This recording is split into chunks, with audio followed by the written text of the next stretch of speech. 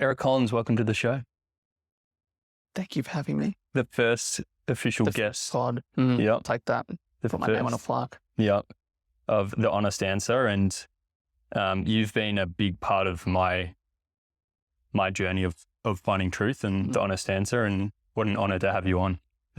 Privileged to be number one. Yeah. And thank you for having me in your beautiful home, obviously up here in Brisbane. Yeah. Thank you, man. No, it's nice. Yeah. I feel like we've had the podcast before the podcast before we actually set up the cameras here. But yeah, man, what an honor. And big change for you. Tell me a little bit about what's happening in your world, in your life. Well, in the last 8 weeks, I've become a father, ended a business partnership of almost 5 years, started a new business. Yeah, I feel like that's enough, actually. That's a bit. Don't need to go any more than that. Yeah, it's been a big 8 weeks. It's been a fucking cracker of a end to the year and start to the year. I said to a friend literally this morning, if you told me, I mean, I knew my daughter was coming, but if you told me what my life would have looked like 2 months ago, I would have been like, mate, get out of here. Yeah. There's no way. It's interesting how quickly things can shift when you're honest with yourself, right? Stop lying, stop hiding, take action. What do you think the catalyst was for you to make those shifts? Obviously, you knew your I just decided I wanted to be a dad. I said, I'll go buy one. I think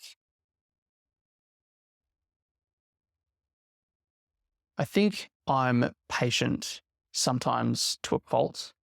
I know we were speaking about this. I know I have I lean heavily towards collaboration, partnership, mutually beneficial situations, which I think is a really beautiful quality. I think part of what pushed me to step out of that business and step into doing something on my own was my daughter. I think seeing her, it wasn't the first thought that went through my head, but one of the first thoughts that went through my head was, it's not about you anymore. If you want what you say you want, and if you are who you say you are, you can look in the mirror and say that you're that, but now you need to look at her and match that to your reality, your goals, your things that you're working towards. So she was a big part of it. But I also think, I don't know, it's been a huge tussle. We've spoken about this. It's been a huge tussle for me to balance being ambitious, driven, wanting things yesterday, impatience, where that gets healthy and where that moves into being unhealthy, versus the long game, think in decades, not weeks. All the successful people that I've studied, they think in not only decades, but multiple decades for the things they're working towards. I think you need to work up to being in that point. But that's been a constant tussle for me. And I think if I don't ever want to remove that tension, I want to find the healthy tension between wanting things aggressively and also being totally okay not having them, and knowing that it's part of the plan and we're moving forward. And as long as we're making today count, that's okay. I think keeping the tension healthy has been the struggle for me. And I felt like with what I was doing previously, I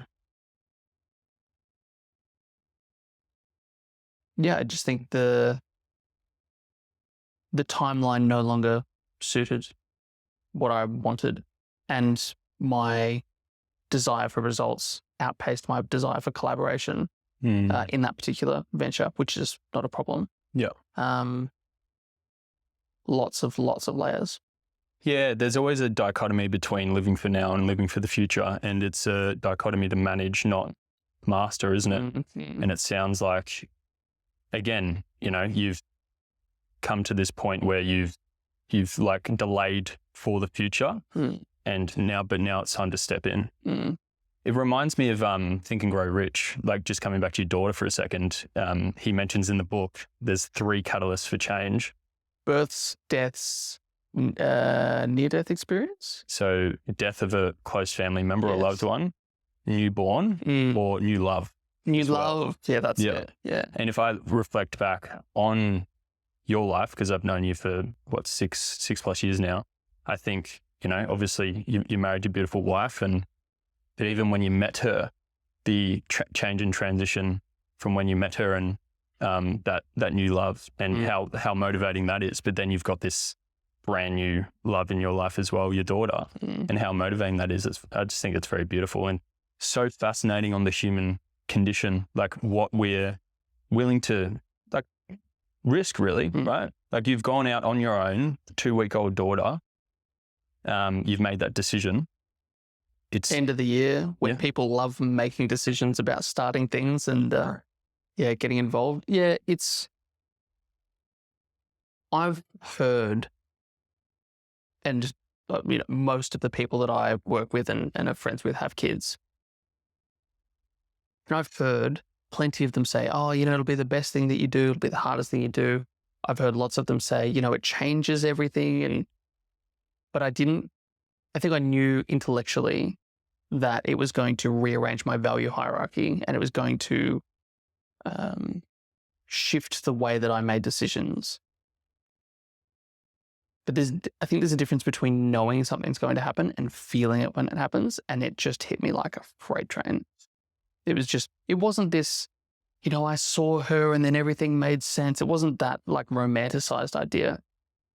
It was just a very real, the stakes are higher now and you are responsible. I am responsible for her. I'm responsible for my wife. I'm responsible for me. And yeah, I just think, to be brutal, you're either producing results or you're not. Your business is either thriving or it's contracting. Your relationship is either growing deeper into love or there's space growing between you. Very seldom do things stay still in a positive way, not a stagnant way. And I just had to ask myself, and I had a conversation with my wife this time last year about, all right, we've been on the current path. Again, it's that impossible, mutual, I was going to say crush, that's not the right word, mutual person that we admire and respect, Chris Williamson. I saw him when he was doing his Australia tour. That would have been 2 months ago or so. He said something that fucking flattened me. He said, when you're in life and you're facing a challenging decision or a challenging situation, he said the only way that you need to make that decision is choose the regret that you can live with. He said, because when we fall into these kind of umming and ahhing and sitting on the fence, it's usually because we're telling ourselves that if you just line up all the dots and make the perfect decision and turn left and pivot right, and if you do everything, you can navigate the decision or the situation perfectly. And that's not only a lie, that's debilitating because you can't make a decision from that place because there's just too many variables. So he said, when you are faced with that type of a decision, you need to ask yourself, what regret can you live with? And that process went through my mind in about 30 seconds. And I was sitting there and I was like, okay, with this current partnership that I was in and business venture that I was on, can I live with the regret of leaving and 3 years, 5 years, 10 years down the track, my other 2 partners in that venture crush it. They dominate. They hit all of the metrics that we're working towards. They're sitting on yachts with a different Ferrari for every day of the week and they've got all the success. Can I live with that regret on my deathbed? And instantly in my gut, I was like, it would sting, but I could live with that. Seeing other people successful, if I choose to step away from that, I'm totally fine. The flip side was, on your deathbed, can you live with the regret of looking back and wondering, what would have happened if I just went out by myself?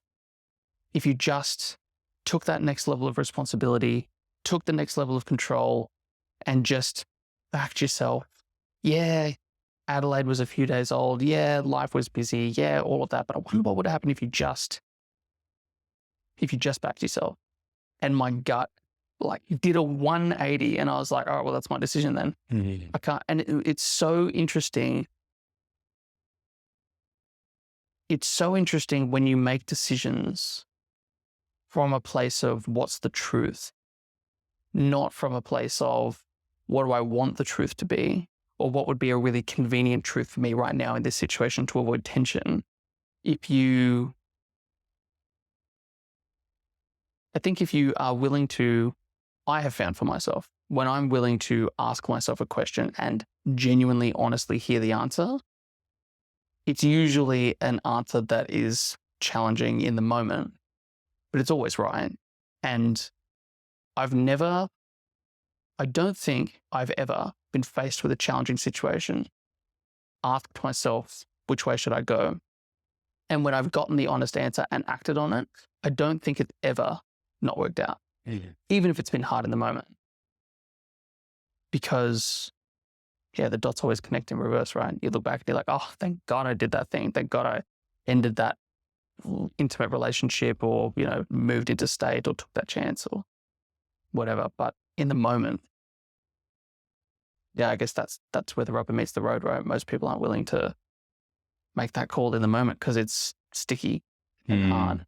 Yeah, it's scary. It's almost like it's the little death. Like, it's dying to the self. So it's dying to what is convenient so you can seek the truth. And when you're seeking the truth, and this is one of my lessons of 2024 in my first episode, when you're seeking the truth, everything that's not the truth has to die. And that was actually one of my biggest lessons of 2024 as well, because I went and saw Chris Williamson, as you know, and that was one of the catalysts to start this podcast, is like, if I'm 85 on my deathbed and it's like, oh, I wish I did that thing. No. Brutal. And I've always found, coming back to kids with my daughter, it never ceases to amaze me that whatever you think you're doing and you're tapped out at, you're not tapped out. Like, I don't care. Unless you are literally Elon, and even Elon Musk can be like, I'm also going to run a government department and just invent it out of thin air. Like, and he's like some top player of World of Warcraft or something. Obviously, we don't do much gaming. But that's it. Wild. So it's like, it doesn't matter how maxed you think you are. Yes, as we were saying, it doesn't matter. It doesn't matter how busy you think you are, and it doesn't matter how maxed out you feel like you are. You may not necessarily be able to do more of the same thing. Like, if you're doing a 10-hour shift, you can't just do 2 10-hour shifts. But in terms of the responsibilities on your plate, it doesn't matter how maxed out you think you are. You always have more. And even if more comes at a detriment, you still have more. And I think that's a really important thing to remember, because I'm not the world's most efficient or effective person, but I'm pretty hardworking. I'm pretty structured. I definitely squeeze a good amount out of my day in business, with my relationship, with my health and everything else. But Adelaide's come along, and all of a sudden,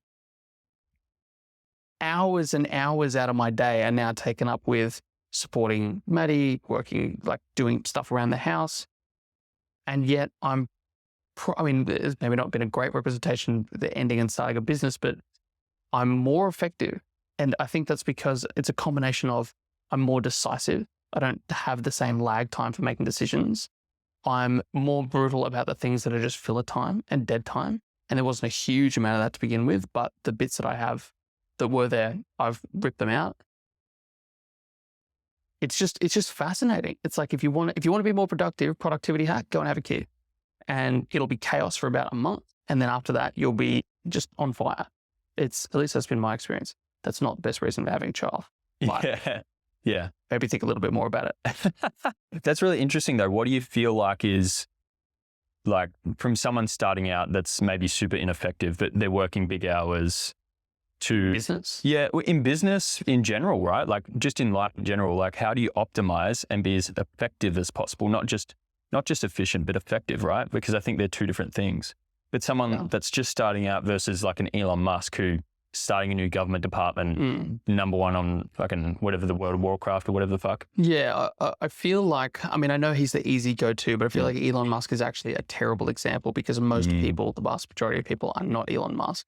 And so comparing yourself to Elon Musk is, I mean, it's like me, I don't follow basketball, but it's like me comparing my shot on a basketball court to an NBA player. Like, it's not even a real world comparison.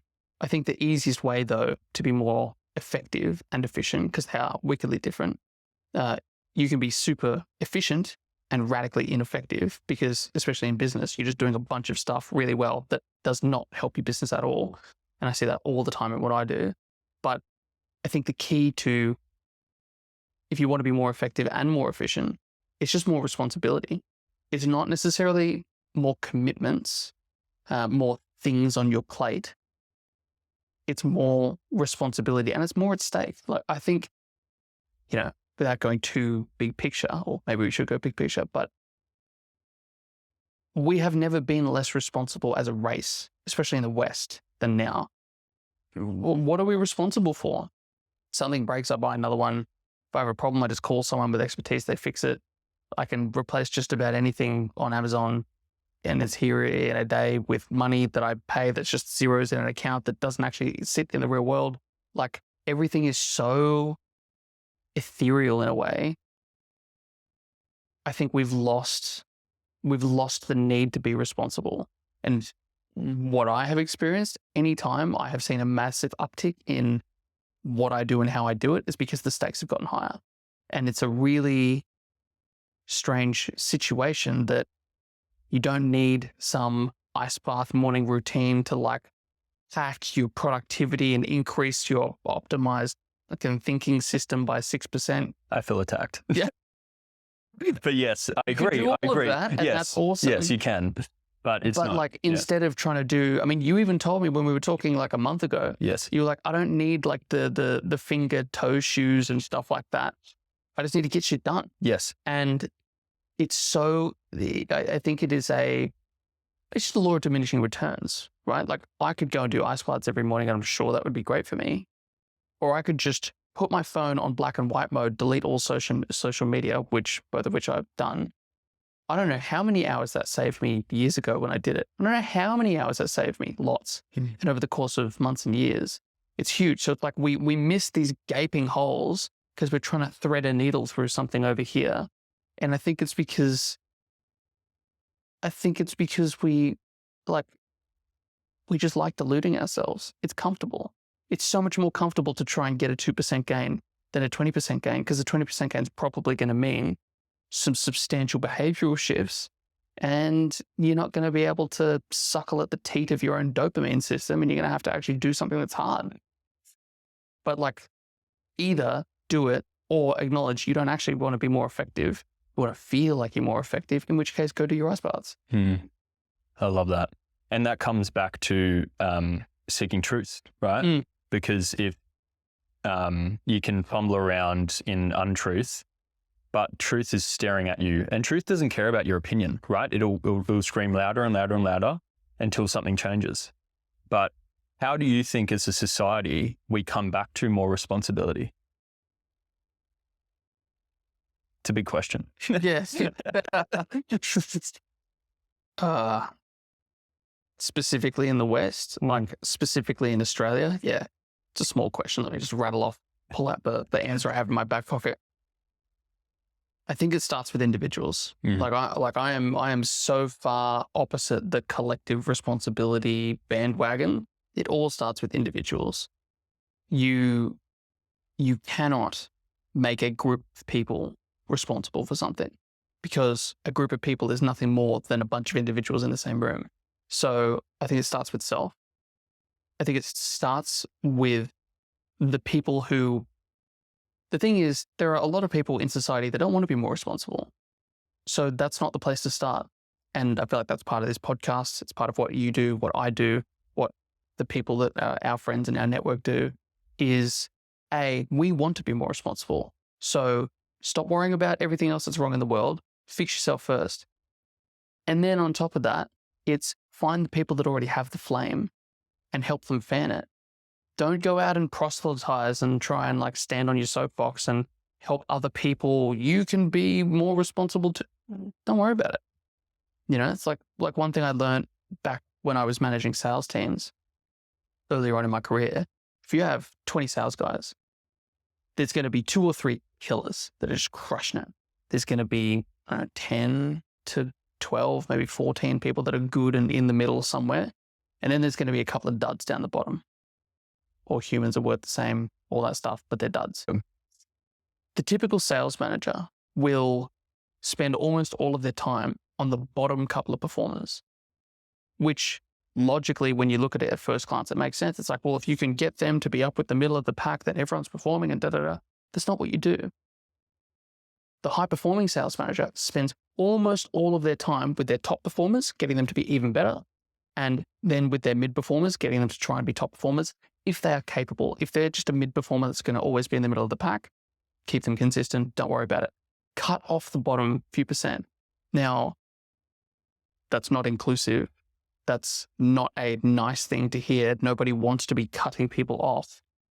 But if you want results, like, you go where the results are most likely. And I know that while there are many people that don't necessarily desire a more responsibility-filled life, there are so many people who are seeking responsibility, answers, their own authority. They want to find their voice. They want to contribute. They want to be better. They want to help others be better. Those are the people that you start with. I think you know, it's like the early adopter. It's like a bell curve. There's like the people that, you know, they've got all the brand new tech the moment it comes out. And then there's the people that, like, they don't use fax machines only because you can't send faxes anymore. And then everyone in between. If we want to make, in Australia, as the easy example, more responsible and more powerful and more potent as a culture and as a society, we start with these guys. And then we slowly work our way down. Don't worry about the people that aren't interested in it yet. Find the people that are interested and give them a leg up, because that's how we get to critical mass. That's awesome. That's awesome. Let's pause it there for a sec. Cheers. Cheers. Yeah, that's epic. Well, that actually brings me to my first stat. I've got some business stats that I looked up preparing for this podcast, which I thought was really interesting and that I wanted you to take on. And it kind of links to leadership and responsibility. And I think those two, you know, go hand in hand oftentimes. A stat that I found really interesting, which I'd love you to take on, is according to a 2018 Forbes article, 70% of businesses' failures are linked to poor leadership. Why do you think that is? Because the business owner is the nucleus of the business. So I think leadership is a term that gets thrown around a lot in the business space, like doing what I do. The world is not short of business gurus telling you, here's the 5 L's of leadership and all of that. I think in very real terms, specific to business, but also in life, you are the nucleus of your business. You are the nucleus of your life. What you believe, how you show up, the way that you make decisions, the energy and attitude and behavior that you bring or don't bring into your business and team or into your life affects everything. Like the concept of the finite game versus the infinite game, which you and I have spoken about quite a bit. Finite games have fixed resources, fixed outcomes, defined rules, known players. You play to win. Infinite games, undefined resources, undefined outcomes, undefined players. You play for the sake of playing. Business is an infinite game. There is no winning game of business. Leadership is like taking steroids for the infinite game. Leadership is it's a part of the meta, right? And this is something I'm really big on with any of the business owners and entrepreneurs that I work with, is you can be a phenomenal salesperson. You can be a phenomenal marketer. You can be a phenomenal operator or technician. There are certain skills where if you're really great at your craft, for example, and you're an accountant and you own a couple of accounting practices, that's amazing. It doesn't really help you outside of having a great service and great deliverable. If you're a great marketer, right? Makes you a great marketer. You can have huge growth. It makes you a better communicator and storyteller in some other ways. Like there's a little bit of bleed out to other areas of business, but it doesn't really help you. If you're a great leader, every element of your business lifts. And I think that's why the stat would be indicating that lack of leadership, because individual elements of business you may be strong or you may be weak at. But again, the greatest PED, performance enhancing drug in business, is leadership, because it's a meta skill. If you can crack that and improve that, every element of your business is going to be at least better and at best just radically change the game. But I think leadership often gets a rap as like some fluffy, soft thing that is like, well, I don't need leadership, I just need sales. Or I don't need leadership, I just need to figure out my marketing, or I just need to improve my systems. It's like, no, you need leadership. And your systems are shit because you're not a great leader. Because if you were a great leader, you would be able to bring people together, figure out the problem, manage the problem while you're putting a long-term solution in place. You would either take responsibility and educate yourself, or find out who that can implement that for you. And if your team don't follow the existing systems to begin with, maybe you don't need to look at putting a better system or process in place. Maybe you need to look at why people don't follow that system from the start, because you're a poor leader. Like it really is, all roads lead back to Rome. Now, caveat to that is, you can be the best leader in the world. And I say this often to business owners if I'm just starting working with them and this topic comes up, is if you think about leadership and management of two sides of the same coin.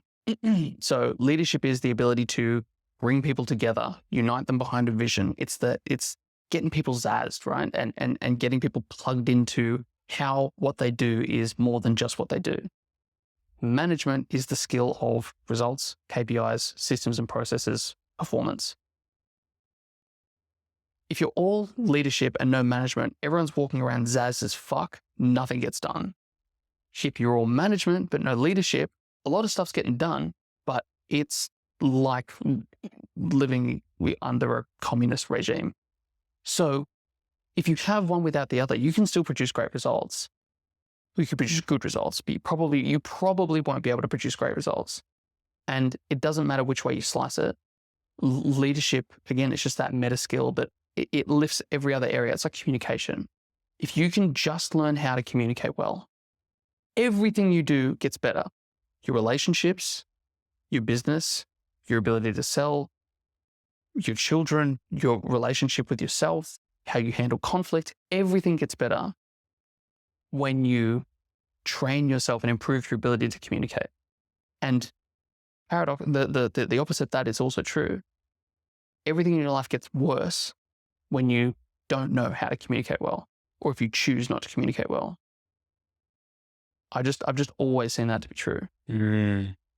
Coming back to leadership versus management, and again, it feels like this is another dichotomy to be managed, and you can't necessarily master it per se, because, well, I usually talk about transformational leadership, and it's the ability to, one team member might need more autonomy, the other team member might need more management, and it's the individual that you show up at any one day, the variables change, right? So how do you feel like people can learn that dichotomy of how to manage?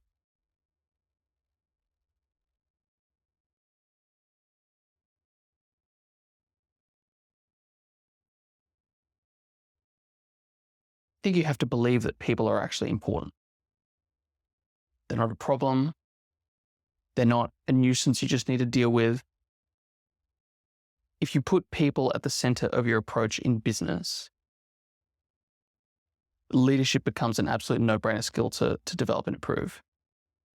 I don't think leadership is a magic pill. Like I said, it's part of the meta. It's one of the most important things that you can learn.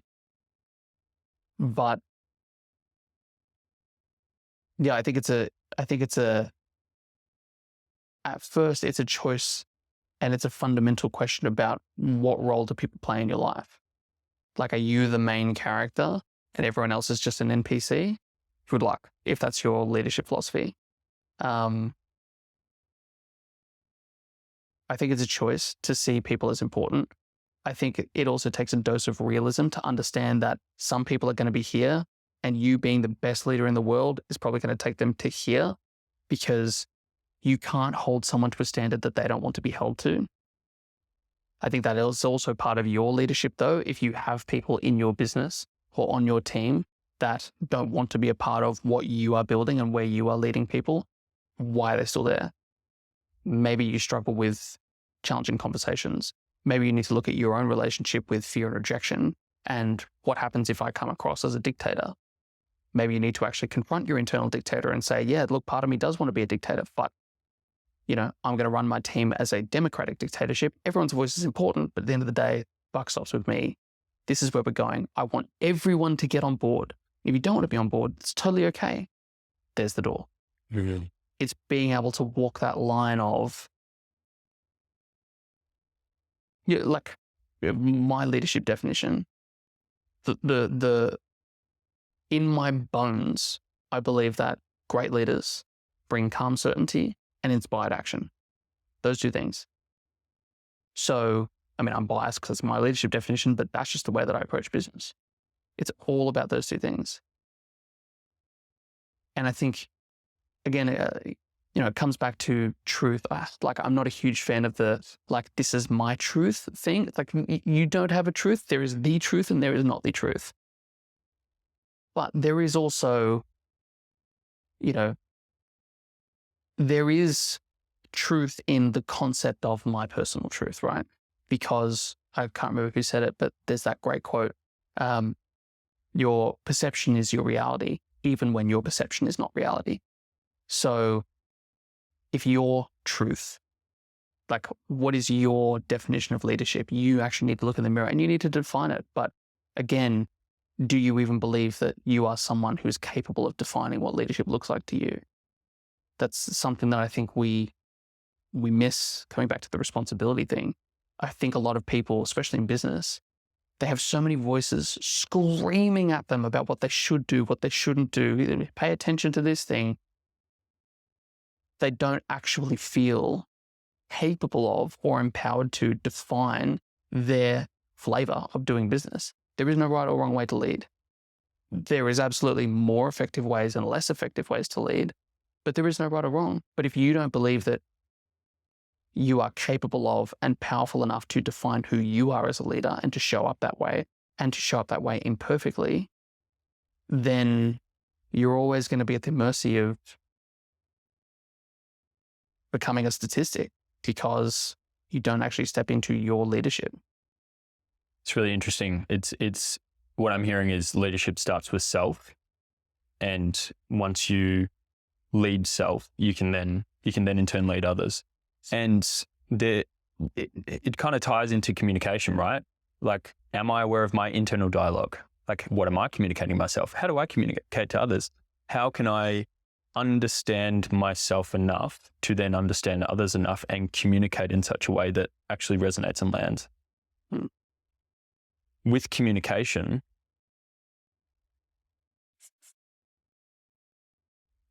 tell me more about that. Where would you start to become a great communicator? Well, by no means am I the best communicator in the world. I did grow up with a lisp, a stutter. I was highly averse to eye contact.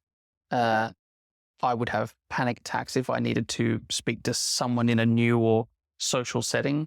Networking was like, I would rather go to Guantanamo Bay. I was not strong on the communication front. And that was actually one of the first things that I chose to improve when I stepped into business in my late teens, early 20s. I don't think there actually is a place to start. I think it depends on you. Again, I think there are so many people with nice smiles and nice haircuts, which I don't have, and 3B suits that will say, the 5 C's of communication are this, and this is where you need to start. And you don't know anything about that person. I know where I started, which was understanding that I was a horrifically poor communicator. I was not influential in the slightest, which meant I was highly susceptible to other people's influence. I didn't bring an air of confidence, and confidence was something that all the people I admired brought. I wanted to be better, and I was willing to take responsibility to become better. So that was my starting place. But the how and the journey to that looks like 100 different things. Reading every book on communication that I could find, getting obsessed with the idea that communication was a learnable skill. It wasn't something you were born with, even though I had a little voice in my head that was telling me it is something you're born with and you don't have it. So maybe just settle for the fact that you're going to not be a good speaker. And just, I don't know, it sounds like all the bumper stickers in the world, but I kept showing up. I kept practicing. I was I started in a sales role. Like after my first business was successful and then failed and was a cataclysmic disaster, I went and worked in someone else's business who was a business speaker and mentor and authority. And he put me into a sales role. So I'm chronically anxious.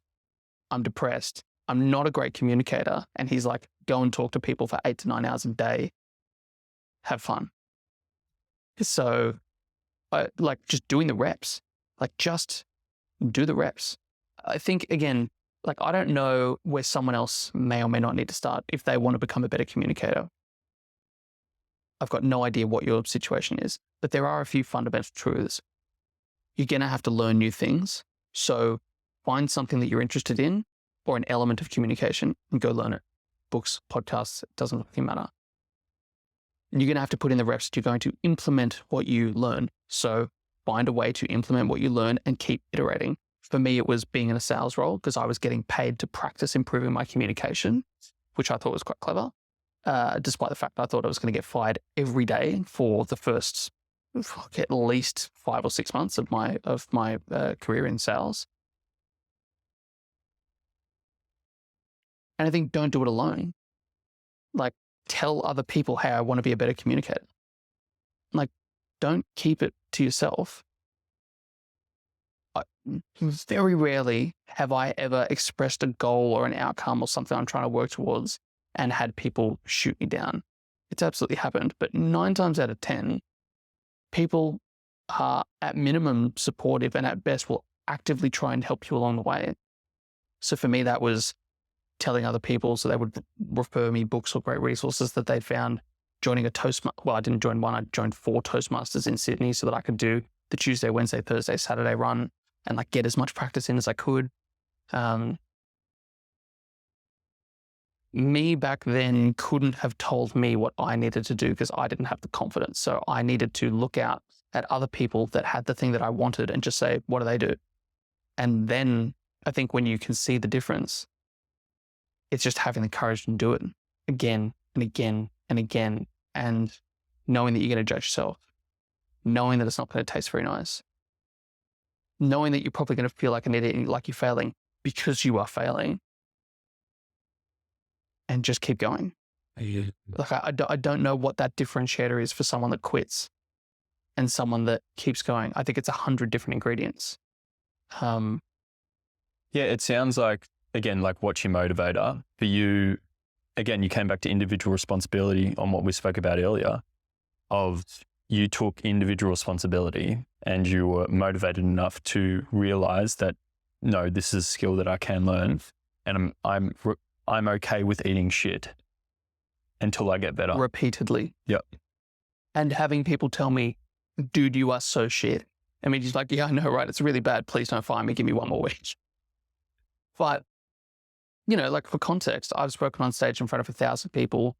I was the MC at one of my best friend's weddings up in the Northern Territory. But I love speaking in front of people and I'm pretty good at it. If you went and told 19 or 20-year-old version of Eric that, I would have had I know what my reaction would have been. I would have had a panic attack. Thinking of myself having to speak to people. I still go into the fetal position if I have to go and network with people because that's like not my vibe. But yeah, I think depending on what your view is on, you know, religion and everything else, as far as I know, we have one life. So I think it comes back to that regret thing. Like, do I want to get to the end of my life and look at this and say, oh, wow, I'm so glad I didn't practice being a better communicator and all the rejection that saved me? Or do I want to get to the end of my life and be like, man, I gave that a red hot crack? Like I think about death a lot, and I always have since I was a kid, and I don't know why. But I think about death multiple times a day, most days. Not in a morbid way, just it's just like a little tap on the shoulder. Like, hey man, just a reminder, every second you have is a precious gift. None of it is guaranteed. Keep doing what you're doing. And I do, and I look at what I'm doing, I'm like, is this, like, would I be proud of this? Is what I want to do? And that has been really hard to deal with because it's meant that a lot of things that are socially normal to do, I have not done. I didn't party much in my 20s. I've probably been clubbing like 20 times. I would stay at home and read personal development books or books on business when I was 17, 18, 19, 20, when everyone else was out blowing their cash on $3 wet pussy shots in Surfers Paradise. Like, it was hard. But again, I think this is where it comes back to personal responsibility and just having the courage to do life your way, not live your best life and like society owes you everything, but have the courage to look into your heart and say, who am I? And bring the best version of you forth because the world deserves it and you deserve it. And we are but a tiny flicker at the end of it all. So why not see what your little burst of light looks like? Because it's going to come out one way or another. Why not be bright? Mm-hmm.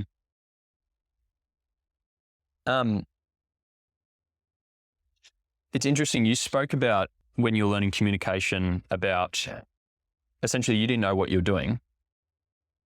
You looked to others and you essentially gave power to others to teach you how to communicate. And I think that's a part of the journey of development, right? You've got to look to others leadership in different areas of life to develop skills. But what I've found, and I'll be curious to hear your thoughts on this, like at what point do you know that you developed enough that you can trust yourself enough to almost let go and let that take your power back, essentially. But have enough humility to know that you can always improve. Like, where's that line? Because I feel like there's, again, you're starting out late teens, early 20s, you're learning all the things and you're essentially giving away all your power because you're learning from others that are further along the journey than you are, so to speak. At what point do you feel like you can make the decision to just go, okay, I can now take my power back and I can trust myself. And it's like, I know this is a 2-part question, but it's like at what point and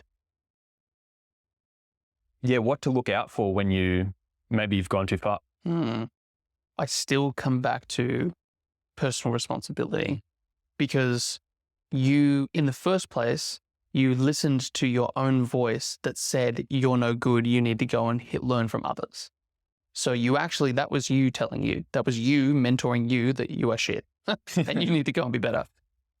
And I think it's continuing to come back to you and integrating the skills and the knowledge and the experience from other people, but then also continuing to come back to you and say, is that the way that we want to do that? It's not losing sight of your own voice. And I think, that's what I did. No, in most of the elements of communication that I learned, sales is a great one. I learned how to sell from one of the best salespeople in Australia. I would argue, I don't know what the number is, but she was one of the best salespeople in the world. Worked for some very, very big players in the sales game in my industry and globally. And my other mentor, he also was one of the most influential communicators I have ever met to date. Phenomenal. Both of them taught me things that I think that still stay with me and are kind of in the bedrock of how I communicate and how I sell. They both also taught me things that I threw out as soon as I had the confidence to, because that's not my flavor and that's not my way of doing it. But it's the system of self-auditing and it's the system of coming back to your own voice. Because I think if you listen and if you give yourself the space and the permission to listen, as I said, it was your voice that told you you were no good, you need to learn from someone else to begin with. And I think part of the being the student is that at least I definitely lost the listening to my own voice. And I was like, if they say do X, Y, Z, I'm just going to do X, Y, Z. But sooner or later, my voice also was saying, I don't know if I agree with the way I just made that sale, or you just said something and yes, it was influential and yes, it got your outcome, but you don't actually believe what you just said. So now you need to make a choice between being influential and being truthful. And you can be influential and truthful, but that wasn't that. That was different. And I think in those moments, I think you build and break a relationship with yourself 1,000, like one tiny decisions at a time. I strongly believe that, on a bigger level as well, when it comes to intuition or your own plan for your life or your vision or, whatever you want to call it, you only get so many opportunities to dismiss your gut before your gut starts to turn itself down. And I have felt the impact of ignoring my gut a few times in my life. And I have trained myself, and I continue to train myself to listen. I don't always hear it, but I know if my gut is telling me something repeatedly, I always do my best not to ignore it, because I know there's only so many times that I could be like, yeah, I know I should leave that person, but it would be really inconvenient right now.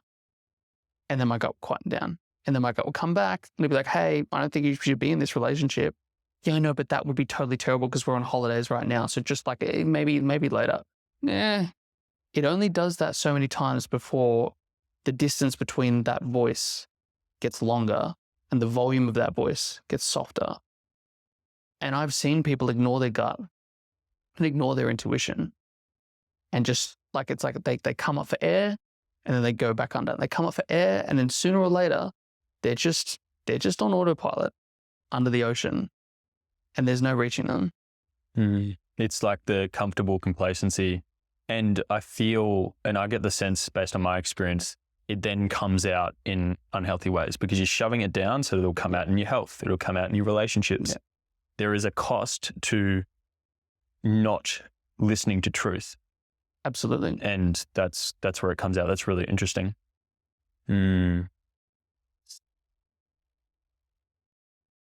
So coming back to the development, I get the sense that and I'd love to get your take on this. It's like early stages, you're kind of just taking in anything and everything early on. It's whatever they say, it's like, that's the truth and that's everything. And then stage 2 is you kind of like picking and choosing and you're discerning a little bit more. And this is the sense that I'm getting from Sean. It's like, I don't actually, listening to the inner voice, I don't actually agree with what, that part, but I agree with that part. Mm-hmm. And then there is a point, and we've spoken about this recently, where it's like, I feel like I've learned enough and I'm very, very selective with actually what I'm listening to and what I'm consuming, because I feel like I've built up enough baseline of foundational skills to then go, I'll actually, that's an area, a little bit of weakness that needs a little bit of a tweak. I'll then just consume that versus consuming it all, filtering, then, not at all. What do you think's that point? Like, tell me more about that in your experience, where the different stages, like, how do you know? Yeah, it's a really good question. And it's an impossible question because there are certain areas of my life where I know who I am. I know my skill set and experience in that area of life. I also know my values. It's not just about how skilled I am in a certain area. I know who I am as a person. And that's taken the better part of 15 years to figure out. And aggressively learning, living life as deliberately as I can, facing my shadow, leaning into my weaknesses, having the courage to show up and live authentically based on my definition of living authentically.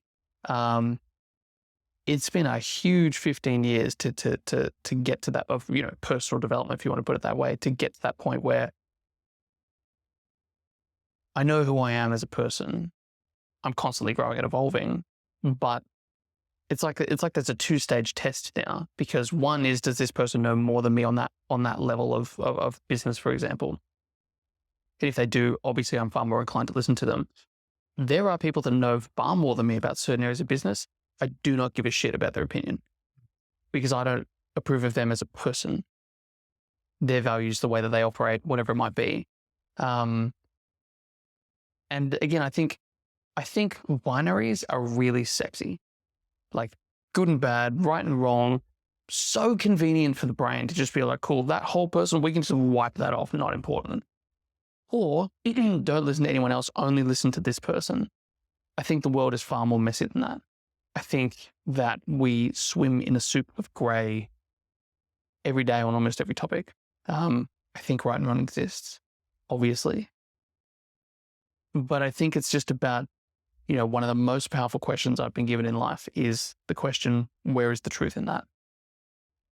If I have someone that is a sales expert and they want to teach me a bit more about sales, I'm a good salesperson. I'm not the best, not by any stretch, but I can sell.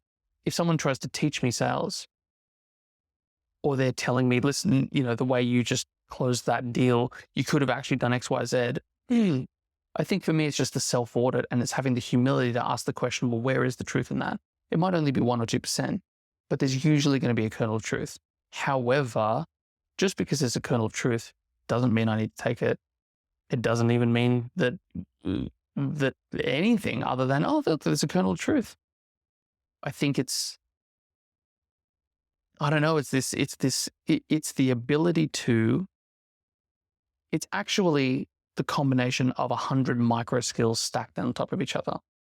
It's having the data from having made decisions previously and seeing them work out that I can trust myself. It's having the humility to be able to question myself, which I do. I try and do as much as I possibly can to see where is the truth in that. It's having the confidence to be able to say, you know what, that's not important right now. I actually need to focus over here. And 1,000 other things. Again, binaries, right? Like it's always, what's the one thing? I'm not sure that there is one thing. What I do know and what I do believe is that I had so many blind spots when I was starting my personal and professional growth. And I really wanted to grow and be better. There is no way I could have seen them. And I needed to lean on other people around me. And I still think that while personal responsibility is a key ingredient to success and to growth, getting yourself around other people who are also on that path is one of the biggest life hacks that you can do. And in your pursuit of growth, you will get yourself around people who you think are those people that are actually not those people at all. And that in itself is a lesson. But I think, again, coming back to practicing checking in with your own intuition and your own voice. I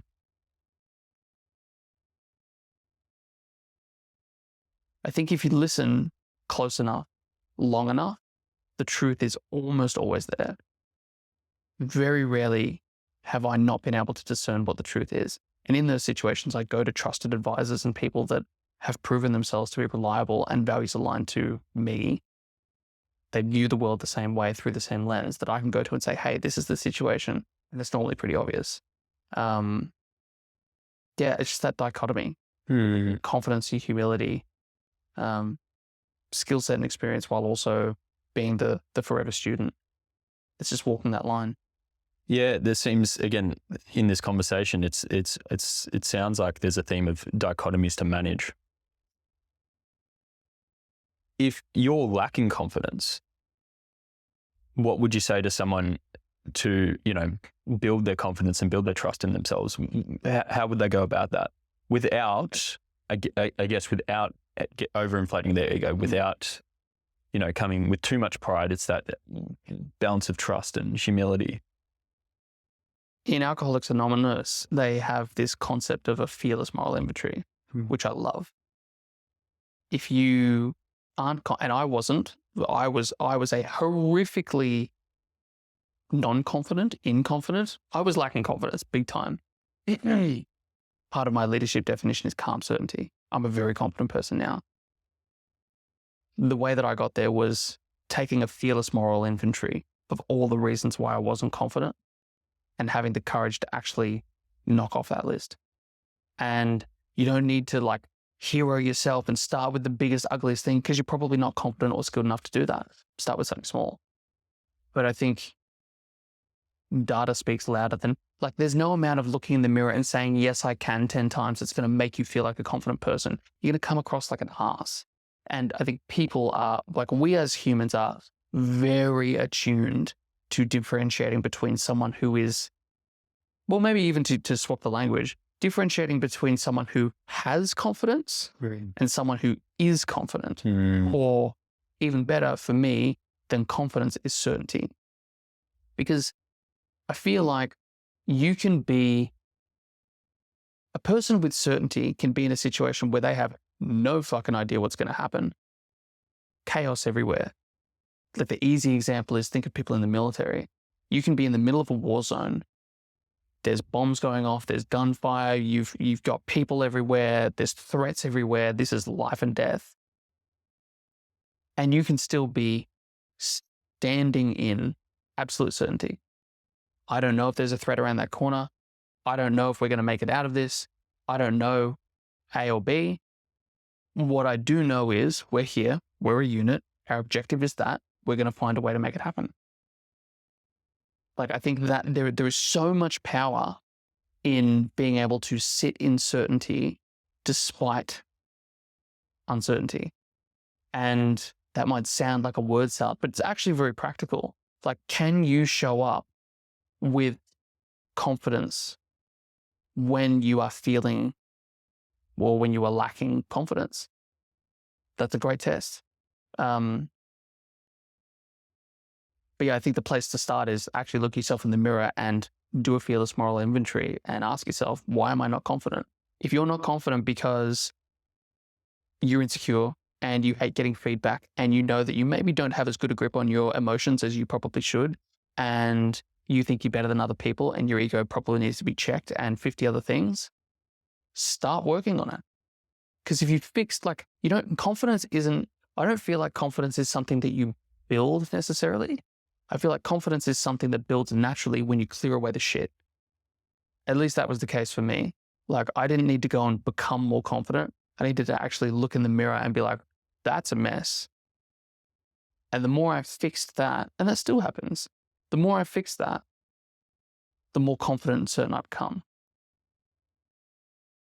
That's awesome. It's looking at seeking the truth and having the humility to actually look at yourself and go, all that is in my life that's untrue needs to go. And that's where having the courage to really truly look at yourself and look for the truth and see what isn't actually builds confidence. Yeah, I spoke about at one of the business events I did last year, this concept of the burn off. Like in nature and natural landscapes, you have to have a burn off. Australia's a great example of that. If you don't back burn, shit gets really bad because the fuel loading on the floor builds up over years. And then eventually when the conditions are right, you get a massive bushfire, and it's not a seasonal replenishing of the earth. It's like scorched earth and nothing survives. But we need to do the same with ourselves. Now, you can either choose to do a burn off and let the parts of you that no longer serve die, release those old behaviors or thought patterns that no longer serve, and you can clear the space to bring forth the new growth. The new growth gets suffocated if you don't burn off first. But you can burn off by choice, or you can not burn off, and every now and then you're going to have a wildfire that tears through your life. Unless you are living so much in fear that you don't expose yourself to any risk or any opportunities for growth at all, and you're just one of those people that's under the ocean on autopilot. Those people probably aren't listening to this. Yeah, I think, again, you burn off by choice or you burn off through necessity. By choice is harder in the micro, so much easier in the macro. Necessity and forced burn off is easier in a way because it's like you can just delay it until you can't delay it, and you have a wildfire, like a wall of flame staring in your face. It's like, oh, this is happening. My wife just left me. Or, oh, this is happening. I need to file for bankruptcy because my business is up to shit. You probably could have prevented that if you just looked in the mirror and you made 100 small decisions to be better with your numbers, be more diligent with your spending, follow a structured plan, ask for support from your team to rein in their budgets for their departments. 100 small things or one big thing. That's interesting. Second stat, which I think ties well into, actually really looking in the mirror. There was a recent Gallup study that mentioned 85% of employees are not engaged at work, and the companies that have a high employee engagement are 20% more profitable than the ones that don't. So why do you believe that employees are disengaged in today's day and age? And how can business owners change that? I know there's two questions there. Why are people disengaged? Because it's never been easier to. You and I were talking about this yesterday. I think there is a crisis of meaning. I don't think that's a particularly original thought. I think you can look out at the world and see people are disengaged from life more than ever before, because we're more comfortable than we've ever been before, and because it's never been as easy to skate through life without being responsible. So why are people disengaged? That I also believe that almost everyone has within them a flame that can be fanned if you catch it before it gets smothered. So I think the flip side of that is, I think there's an astounding lack of leadership. I think we have, in a weird way, especially in the West, Australia, US, UK, we've become so hyper-focused on the individual in all the wrong ways, and we've abandoned the positive sense of collective responsibility, which is collective to the community, responsibility to community, responsibility to the nation, responsibility to your family. And in the inverse of that, we've become so hyper-focused on collective responsibility in all the terrible ways, and we've completely abandoned personal responsibility. It's a really weird inversion that has happened. So I think people are disengaged because they probably don't have leaders that are drawing the best out of them and holding them to account. When there's nothing on the line, there's no incentive to move. Like, if you know you can just check in, check out, and you're going to have, like, if you're working in a corporate, you can check in, check out, be rather invisible, and then you know that every 3 or 4 years the business is going to make massive cuts and 20% of the staff are going to be made redundant. You might be one of them, you might not, but if you are, it's okay. You can go get on the dole, or you can just go work at some other business and press the widget making button in the widget making factory, because it doesn't actually matter, and AI is going to replace your job in 3 years anyway, so what's the point of doing something hard? Why would you be engaged? Versus if you actually meet life, and if you actually choose to lock in, take personal responsibility, set a course, be pushed off course by the variables of life, move through that adversity and still arrive at your destination, lead self before trying to lead others.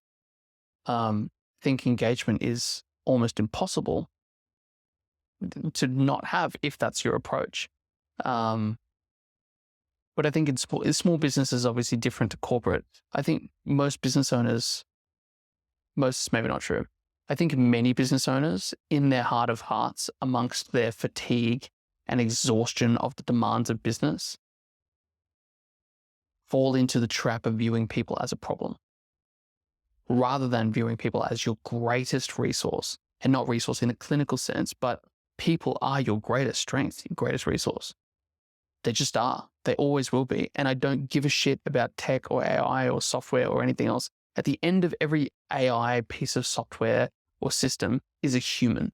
So you can't escape the fact that people are fundamental to everything that you do. Your customers are human. Your team are human. Your suppliers are human. You're a human. Like, surprise, but like, people are everywhere. So yeah, I think it comes back to the fact that most people don't put people at the center of their approach in business. And I get why, because no one teaches you about people. You go to school and you learn trigonometry, but you don't get taught how to build and maintain relationships. You don't get taught how to dissolve relationships when they're no longer working. You sure as shit don't get taught how to communicate effectively. So is it really a surprise that people struggle with people? But I also think, being engaged is a choice. And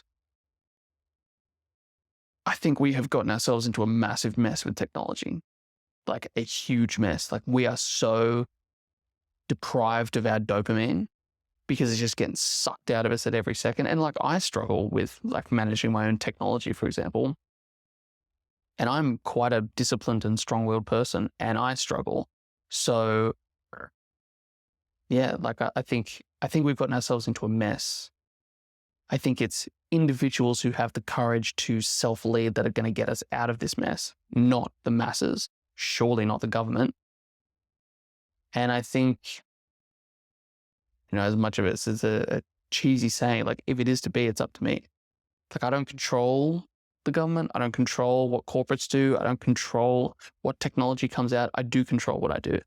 And unless I'm doing everything that I can do, what's the point in being like, oh, well, 80% of team members are not engaged. So see, this is why we shouldn't have to pay such high wages in Australia. Like, you can't do anything with that. So what's the point? Just take responsibility. What engages you? Like, what drives you? I don't know why I'm smiling. That's a really good question, though.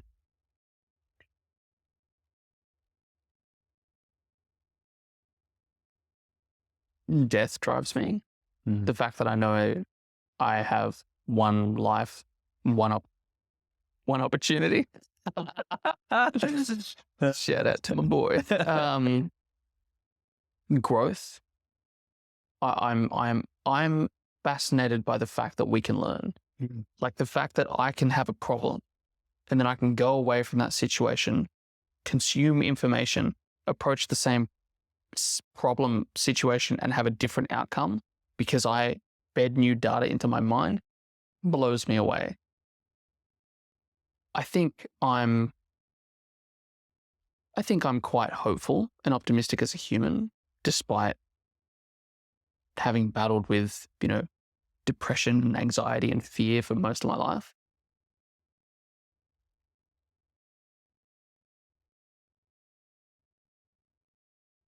I don't know how much of this is nature and how much of this is nurture, but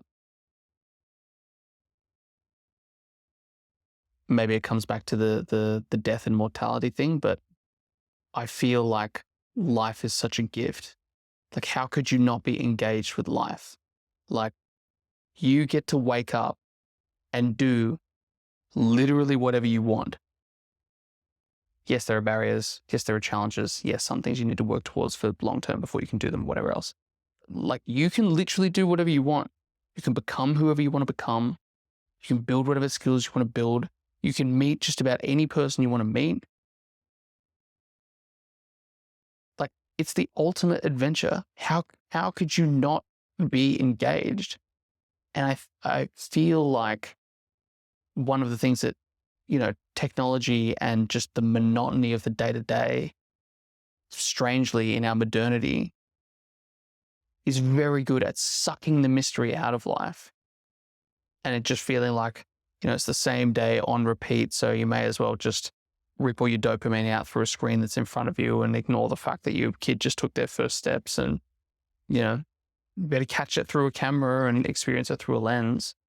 I feel like I'm poo-pooing technology. I actually fucking love technology, but like, I feel, I'm not sure. I'm not 100% sure what drives me or engages me. But I know I am so profoundly grateful for everything that I have. I think one of the advantages of my own psychology is that I set the bar extremely low for myself. My expectations are very high, but like, I really don't expect much at all in terms of feeling entitled or like things should go a certain way or like I'm owed anything. Like, I find $2 on the floor and I'm like, oh, and going to the bank, baby.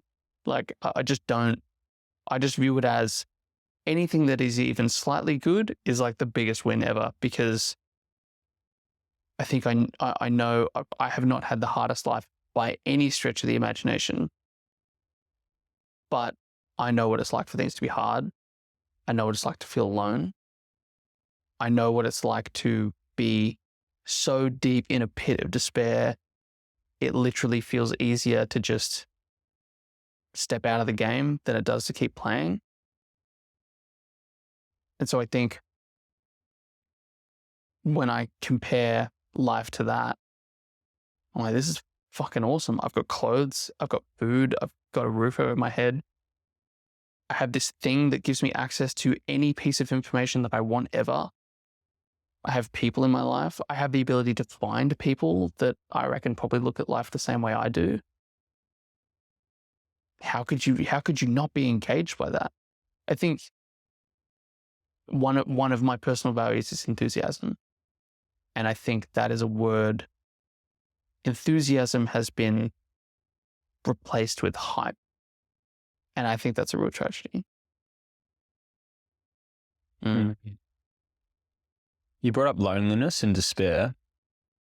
I'm curious, what changed when you met your now wife, Maddie?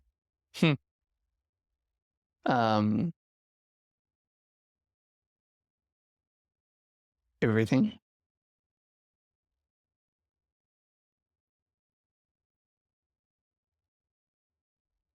Yeah,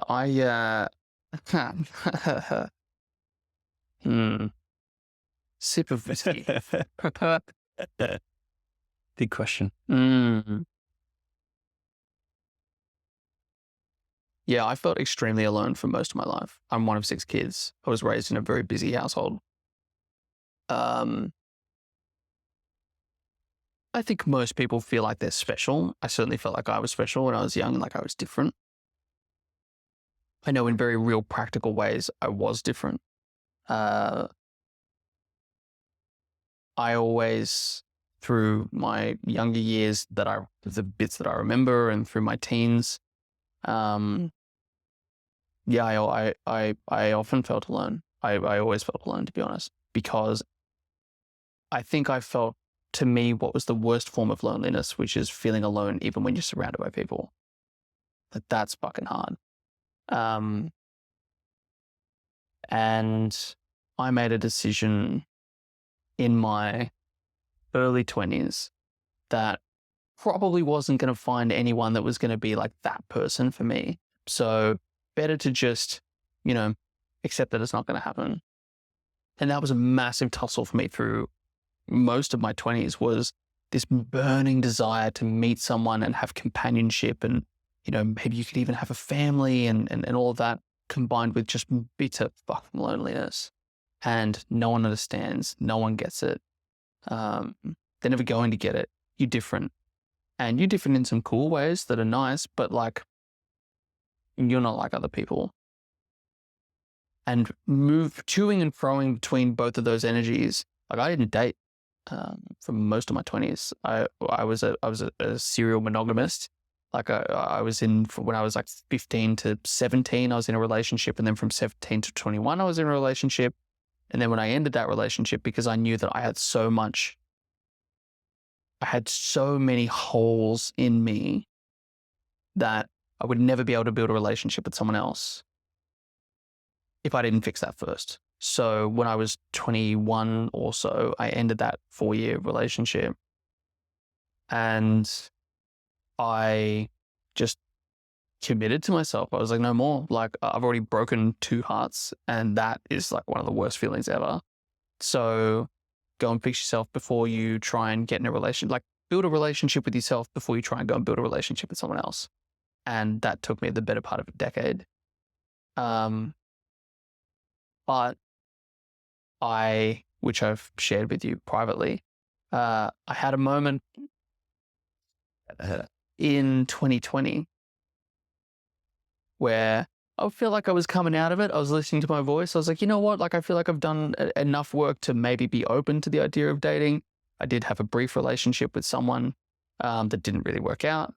And although that relationship taught me a lot, despite it being brief, that was like a bit of a hit to my confidence, and it was kind of inspiring at the same time. And I remember it just hit me like a truck. I was like, I think you need to make a decision. I think you need to make a decision between accepting being lonely or like being hopeful, because this toing and froing is like fucking brutal. And it was like a week period where I felt like every area of my life was on autopilot. And this was the one question I was obsessing over, is like, do you actually think it's possible to find a partner and build a life together? Or is that a pipe dream that you need to let go of? Because at this stage, it's probably doing more damage than good. I went back and forth for 6 or 7 days.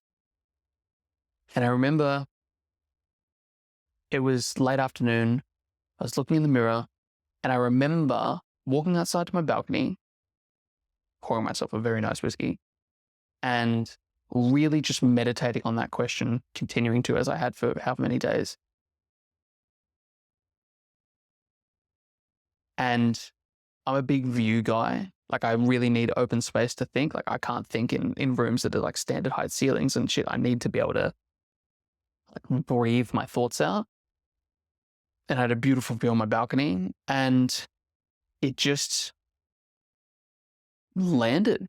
And I looked out and I took a sip of my whiskey, and I just said, all right, I would rather make the decision to be alone for the rest of my life, even though I know that will be hard, than what I thought was the only alternative, which was to compromise myself, find someone, get in a relationship with them, share some of you, but like, you're not going to share all of you because she's going to think you're fucking weird. And like, hopefully you have kids. Maybe you don't. If you do, maybe you can share a bit of them. Maybe one of them might even be like you, but you're always going to have to hide part of yourself and conform to society and be that version of you and wear the mask and all of that.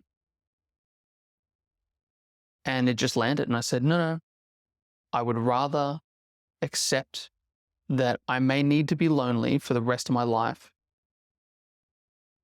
but be who I am, than live a lie and wear the mask that I think I need to wear to have the thing that I want, which is partnership and companionship. And it was huge. It was massive. It just landed. And I just remember sitting there and I probably looked like a fucking psycho on my balcony. I just remember sitting there nodding for 3 minutes, being like, okay, yep, all right. I would rather be honest with myself than compromise myself and live a lie for the sake of getting what I want. And that was the decision I made. And then, and then 3 days later, I met my wife. And she was so hot. She was beautiful, man. But I met her, and I had met many beautiful women before. But it sounds like all the typical stereotypes. But I met her, and I was like, ooh, she's different in a way. The interaction was like 7-10 minutes. But she was a friend of a friend. And then we started to hang out. We had mutual circles. We started to interact. And I remember maybe the second or third time that I met her, we had a bunch of friends over at my place. I had a balcony. They were all inside, like drinking and doing what people in their mid to late 20s do. So I was outside reading a book on philosophy, and she came, and I had been like pumping myself up because I was like, yeah, she's coming along. Maybe I can score some time and talk to her for a bit. And she knocked on the glass door, and she opened it and closed it. And she was like, hey, do you mind if I sit out here with you? She like kind of pulled her bag back, and she had a Charlotte Bronte novel. And I was like, that's it. Where's the ring? And and we sat on the balcony for like 45 minutes, coming in and out of conversation, just reading. And from there, we built a really good friendship.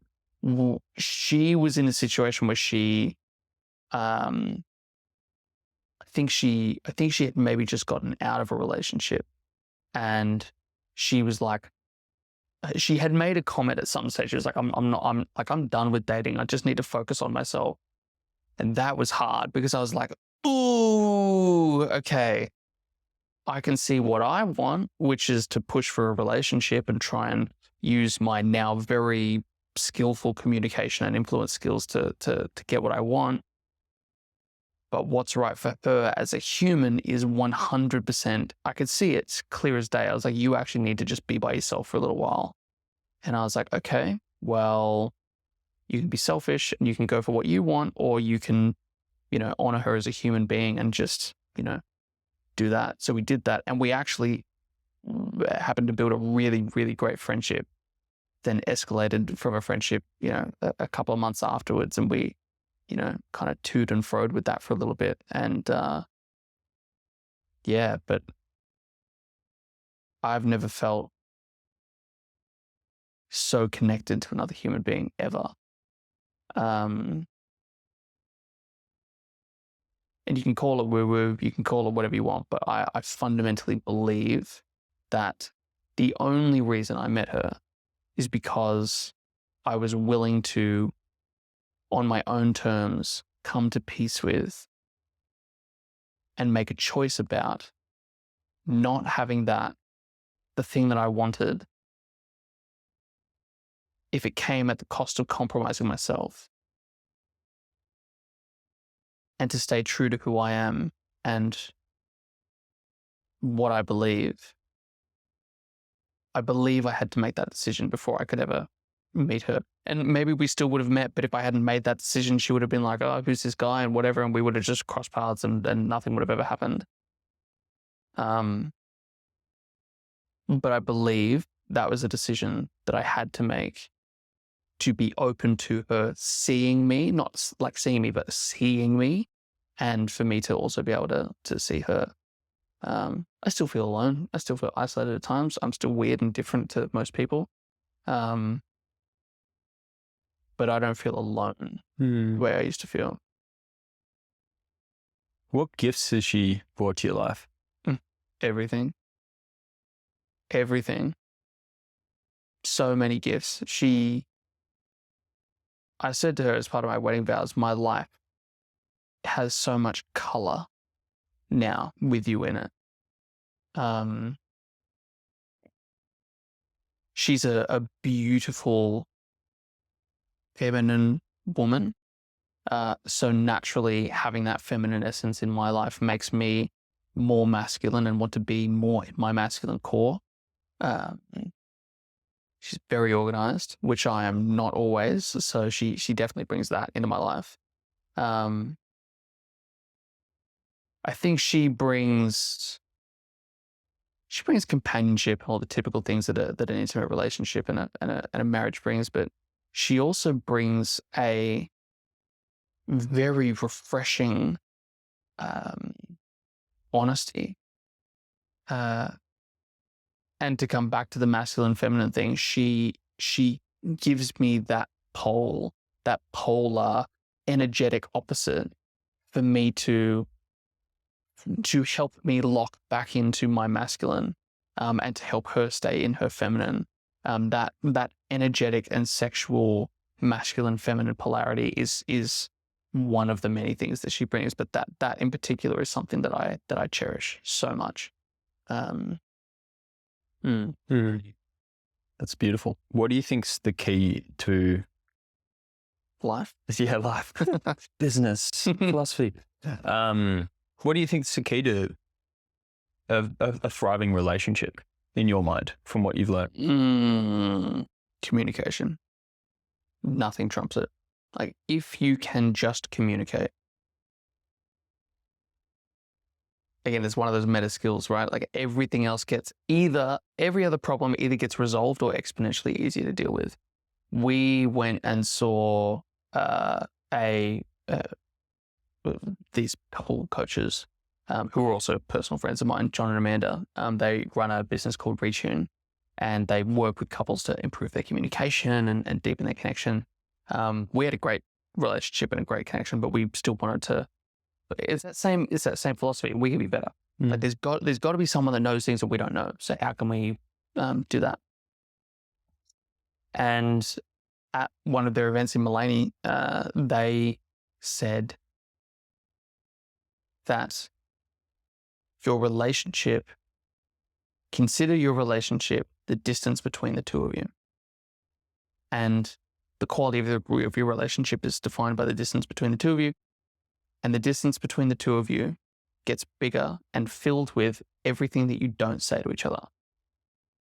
It's just like, because I've had previous relationships where I feel like I am a mile away from that person because it was filled with all of the things that I didn't say because I was too insecure, lacking confidence, not in my masculine and everything else, to be able to say, hey, the way you just put that glass down actually really annoys me. In future, can you please do X, Y, Z? Or what can I do to help you?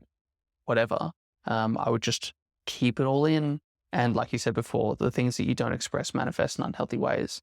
I believe, I think, especially for us, like young men, I think a lot of modern day relationships is framed around sex and being an alpha and like, how can you get the hottest bird and how can you, be this giga chad that like is just a boss in every level, get your money right, get your women right, get your whatever. And I think it is a really adolescent version of masculinity. It's not even adolescent, actually. I know some adolescents that have better versions of masculinity than that.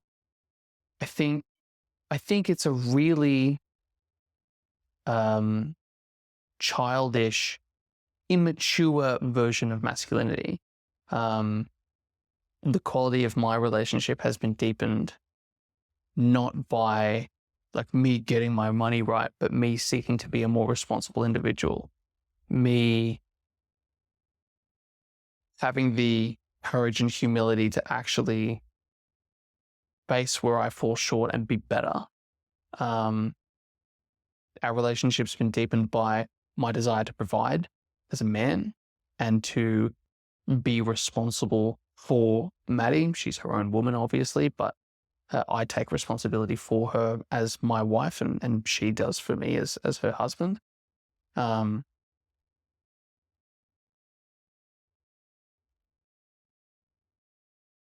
And our connection's been deepened by the fact that we have the same values. And we want some of the first conversations that we had, I probably sounded like a fucking business coach to her, which I was, but I was like, tell me about your values. Like, who are you? Like, I don't care about your favorite TV show. I'm not interested in the superficial shit. Like, who are you as a human being? And we would debate back and forth. Like, I would express one of my values and she'd be like, I don't know how I feel about that because of X, Y, Z. And I'd be like, well, actually it's ABC. And we have family values. We actually created a crest for our family to bind both of our families together in what we're building and the children we're raising. And we have 5 family values, and every single one of those values we debated and negotiated over months. And I think when you put that level of attention and detail onto who you are, what's important, what do you believe, what do you not believe, what do you stand for, your connection is so much deeper than me having 6-pack abs or, me being really rich or anything like that. But it's really not sexy. Who the fuck wants to sit down 3 nights a week for a couple of hours each night for months over dinner talking about, do we want resilience or persistence to be one of our family values? But I can tell you that those values define 1,000 small decisions that I make every day and that I don't make. And that keeps us together. Yeah. It's really interesting. There was a study done that I heard about recently they asked a question to groups of people who have really good, quote unquote, really good relationships who they've surveyed themselves as having a really thriving relationship, and couples that didn't so much. And they asked the question, what do you think the number one key is to a good relationship? The couples that said that had a thriving relationship and they surveyed as that said it was respect. And the couples that didn't said it was communication. Ooh, which is really interesting. that's it. We need to get divorced. Yeah, done. We're done. No, but the sense I get by just you speaking about that is you both have a baseline level of respect for each other. Huge. And it's not that communication is not important, because it's very important. I totally agree. But it's you, again, when two become one, you've built the family crest. You've developed these values, and you hold each other to those values in that high regard. Yes. And as a result, you communicate about it. So Jordan Peterson has, in one of his 12 rules, he has a concept where he says, don't let your kids do anything that make you dislike them. Mm-hmm. And I think we take the same approach with each other. Like, I don't let Maddie do things. I don't let Maddie do things that would make me dislike her. And in situations where something happens where I disagree or I don't like it or it makes me feel a certain way, I communicate it to her. And she does the same for me. Mm. And some of those conversations are really fucking uncomfortable. But I don't ever want to wake up. Yeah, whatever that study is 100% on the mark, because yes, communication is the tool that keeps us together. But that tool is there in order to maintain our respect and to prevent resentment. And it's all the little things. Like, again, without coming back to AA, you write down your resentments every day. I resent that dude for cutting me off in traffic. I resent the fact that I, was served a coffee this morning and it was bitter. I resent. Because if you keep those resentments inside, it will burn you and it will drive you to behaviors that control you rather than you controlling them.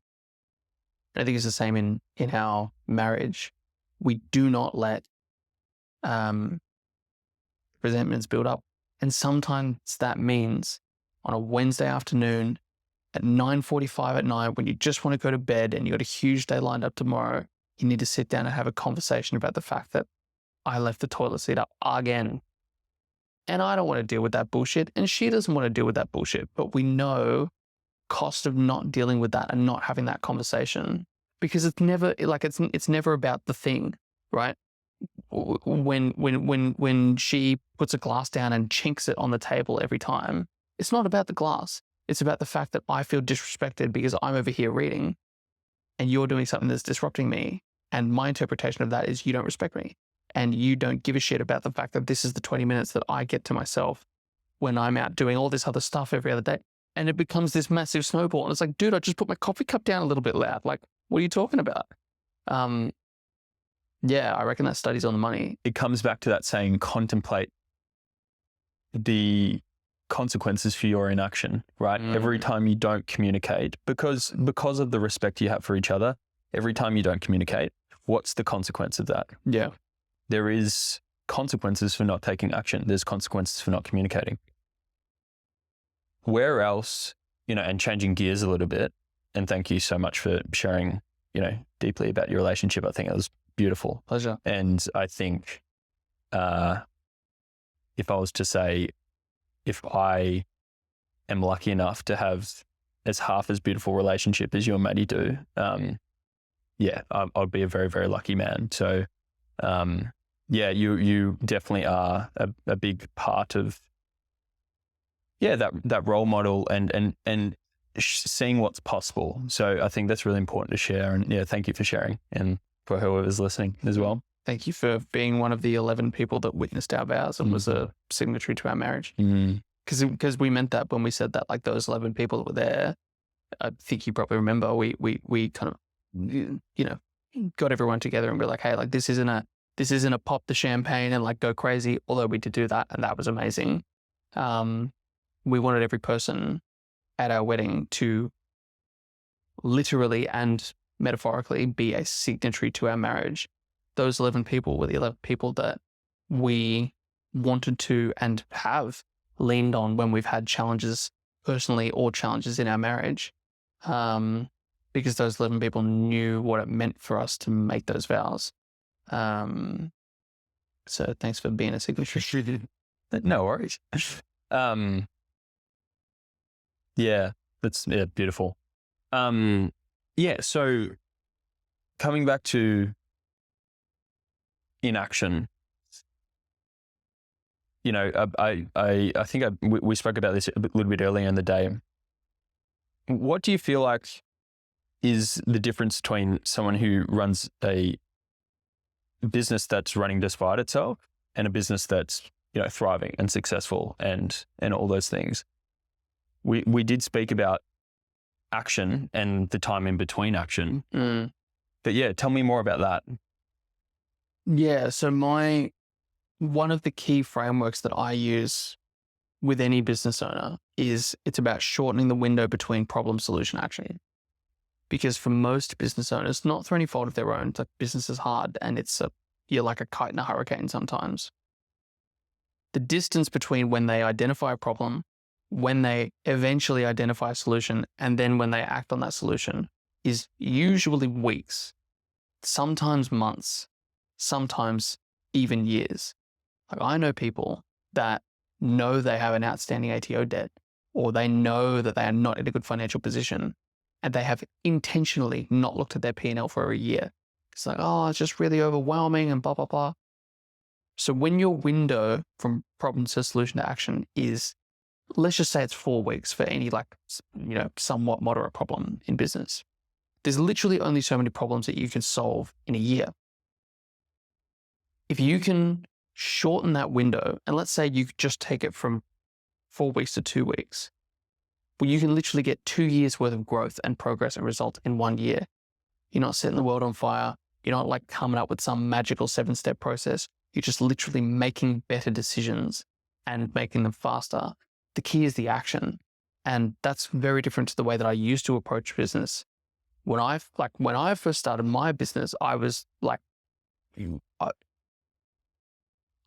was so bad. Like I was the biggest mental masturbator ever. Like I had a plan for my plan, and I had this like stupid process that I'd go through in the morning of like writing out my goals and feeling into them and like manifesting what I wanted to like just do the work, like just get it done, just do stuff. And I think there is something to be said for, not, feeding into the whole hustle culture, burn the candle at both ends thing. Like I'm not interested in that. But I do think that business owners avoid action because action is hard. Like it's just hard. There doesn't need to be some transcendental reason and an upper limit that you've reached with your identity of yourself and a conflict in your personal values and who you defined yourself to be as a business owner, blah, blah. Like you don't want to fire Johnny because it's fucking awkward to fire someone. That's it. It doesn't actually need to be anything more than that. And sometimes those layers are there, but I think most business owners, myself included, the baseline is set to avoiding action because action is hard. So action still needs to happen. And my approach is however you can make action easier, do that, because the more action you can take. And I think this does in a way come back to how you define leadership. If you think that in order to be a leader, in order to have the authority that you have, in order to be able to employ people and be that business owner, you need to avoid mistakes. That belief directly equates to a world where you don't take as much action as someone whose belief is my responsibility is to do the things that are required to get the business where we want it to go. Sometimes it's going to work. Sometimes it's not. Sometimes it's going to be an absolute train wreck. But either which way, my job is to get us there. And I'm not deterred or swayed by the fact that I may do things that turn out to be wrong or actually achieve the opposite result to what I desire, because it's my responsibility to get us there. Those two beliefs lead to very different approaches and very different degrees of friction to taking action. I think most people have the first. Like most people believe like they don't want to do something in case it's wrong because of what they think of themselves. They're also worried about their team. They're worried about that other business owner they know that's more successful than them, and they're complaining about why ABC is even a problem to begin with. Like all of this mental and emotional energy that could literally be put towards just doing the thing. I feel like this should be dedicated to Chris Williamson, but that list that Chris he spoke about yes. when I was seeing him in Brisbane, the list of things that are not doing the thing. And I don't know, maybe you can like link it on the podcast or something, but that list is fucking insane. I have read that list so many times, and almost every single time when I'm not doing the thing and I'm avoiding it, it's literally spelled out in black and white. It's like making a plan to do the thing, it's not doing the thing. But it's just not. And again, I don't think it's a cosmic mystery. Doing things hard. And doing the thing is the thing that you need to choose every day, because once you've done the thing, the next thing always pops up. And you need to make that choice again to do the next thing. And that's why I believe that putting people at the center of the universe is so important, because if you have other people around you who are climbing the same mountain, and you can look to your left and look to your right and be like, yeah, you know what, it is hard, but these guys are on the journey with me, whether they're friends or colleagues or, you know, other people in business. I think life is just richer when you do it with people around you that are on the same path.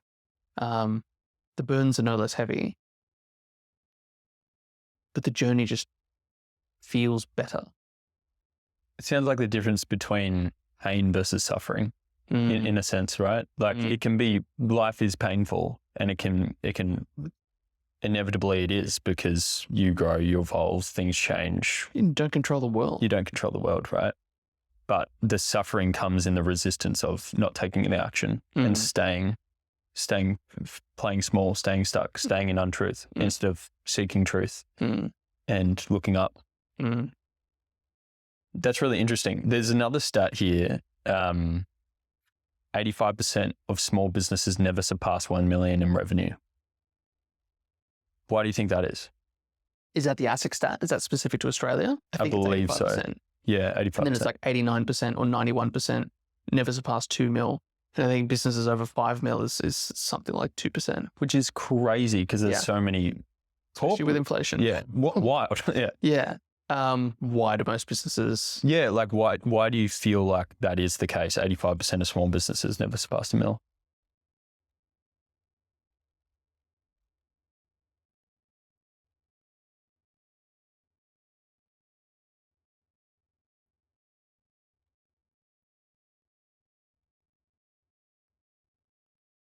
I think the skill and the grit required to build the infrastructure of a business that generates more than $2 million in revenue is mammoth. Like, I just think it's huge. I just think most people don't want what that costs. I think most people want it. They don't want to pay the price of admission, which is fine. But I'm also like, I don't know, I would have to hold some type of a record for having told the most business owners that they should not be in business. Not because I'm arrogant or because I think that I can do it better, but the amount of people that I've spoken to that are struggling running some businesses doing like 500 or 600 or 700 or $1.1 million in revenue. And they hate their life. Their marriage is horrific. Their kids don't even want to know them. They're out of shape. They're not sleeping well. They're pumping nicotine or alcohol or whatever it is to you know, pick your poison to just keep them dragging themselves through the day. Like, you're earning less than a full-time admin person, and you're working 70 hours a week, and you've got all this risk and all this stress. You could go and be a general manager in someone else's business, make $250 a year, work 50 hours a week. Why are you on this path? Oh, because like I want to be my own boss and I want to have freedom. How's that going for you? Like, I think most business owners probably never crack that. They probably never crack the 1 or 2 mil for no other reason than because they lack the skills. It's not opportunity. I don't know how many billions of dollars change hand every day in Australia, in the Australian economy, but it's a bit. Like, $1 million is a percentage of that for you to grab. I think people lack the skills. I think they lack people around them who actually give a shit enough about them to be like, hey man, listen, straight up, this isn't working out. Like, your life is a fucking mess. And maybe you continue down the path, but you probably could get some help. Or maybe you just ask yourself whether or not this is actually what you want to do. Like, is this panning out the way that you wanted? And it's hard because how do you know? Like, how do you know if I just stuck it in there for one more year, I would have blown up and I would have had this $10 million business and it would have been amazing? Or how do you know if this is just one more year of your life that you waste being miserable doing something that you don't want to do and it doesn't give you what you wanted it to give you for no other reason than because you're not listening to your voice? I think it comes back to listening to your voice. I also think that just looking at the data, black and white, is also quite useful. You're working huge hours, you're not making much money, you're stressed out of your wits. Maybe this isn't the right opportunity for you. I believe that, I don't know, I think anyone can do business. I have met some wickedly incompetent people that have very big businesses, but I believe anyone can do business. I don't believe anyone should do business. Because again, it's the price of admission. I don't believe in the whole, as I said, like hustle culture, like grind it out 24/7 thing. I think that flavor works for some people. It doesn't work for me. And I think it just comes down to knowing yourself, whether that's your dig or not. But I do believe that, like I said, action is hard. And the amount of action you need to take on a consistent basis to build a business that does more than $1 million in revenue, that's $1 million $1 widgets. Or it's like $1 million widget, but I think either which way you slice it. I think sometimes resilience is actually a weakness, to be brutally honest. I think sometimes people are too strong and too resilient that they keep showing up in a shitty situation that if they were less resilient, they would actually go, this is a problem, it's not working, I'm going to go do something different. Like I have had clients come to me and they have been on the treadmill, suffering, working through some of the best years of their life, making sweet fuck all money, pumping 60, 70, 80, 90 hours consistently. And they're like, oh, look, I've been doing it for 6 years and I'm just kind of at my wit's end. I'm like, you've been doing this for 6 years? You should have been doing that for 6 months and then being like, all right, something is broken. I need to find someone else to solve this problem before. Yeah, I think, there's a shadow side to just about everything. And I think that's one of the shadow sides of resilience is sometimes some people are resilient to a point where that resilience is actually the thing that's holding them back. Because if you were less resilient, you would change your situation. You wouldn't just show up, eat the shit sandwich, and then go to bed being like, guess I'll do it again tomorrow. Sometimes your biggest weakness is also sometimes your biggest strength, is also your biggest weakness. Coming back to resilience, another stat that I want to throw out to get your perspective on, 33% of small business owners work more than 50 hours a week in their business. What do you think is stopping them? And again, this probably comes back to a similar point of cracking the mill and rev, but there's the concept of you create either more time freedom in your life or you create the money freedom in that piece. What do you think's stopping them from, again, creating more freedom in their lives, creating more time in their lives? Yeah, I think in many situations, business owners, raising my hand, are their own worst enemy. Like the traits that get someone into business is usually hardworking, self-reliant. They have a, I'll do it myself type of attitude. They typically are entrepreneurial or intrapreneurial enough to not want to just follow the fixed path, which is great because that gets you into the arena. The problem is those same traits often keep you stuck in the arena because, if you're working, what was it, 33%? 33% more than 50 hours. 33% do more than 50 hours. So assuming that data is true, and it probably is, I think a lot of business owners are too the muscle of I have to do it myself because it's faster or cheaper or whatever is like jacked. And the muscle of finding a way for me to not have to be the one that does the thing is atrophied as all get out. And I think that's a problem. One of my favorite business books, Who Not How, by, I can't remember his name, but Phenomenal book. Like that should be mandatory reading for anyone that goes into business, because if you just want to be a solopreneur and you're like a sole trader, not relevant. If you want to build a business, especially if you want to build a business that goes the 7 and 8 figures, fundamentally your chosen profession is no longer whatever your trade or craft is. If you're an accountant or a plumber or a personal trainer or whatever. If you want to crack a mill and go into 7 and 8 figures, you need to leave behind the identity of whatever your trade or profession is, and you must embrace the identity of business owner first. I'm a business owner that happens to be in the plumbing or construction industry. I'm not a plumber that is also a business owner.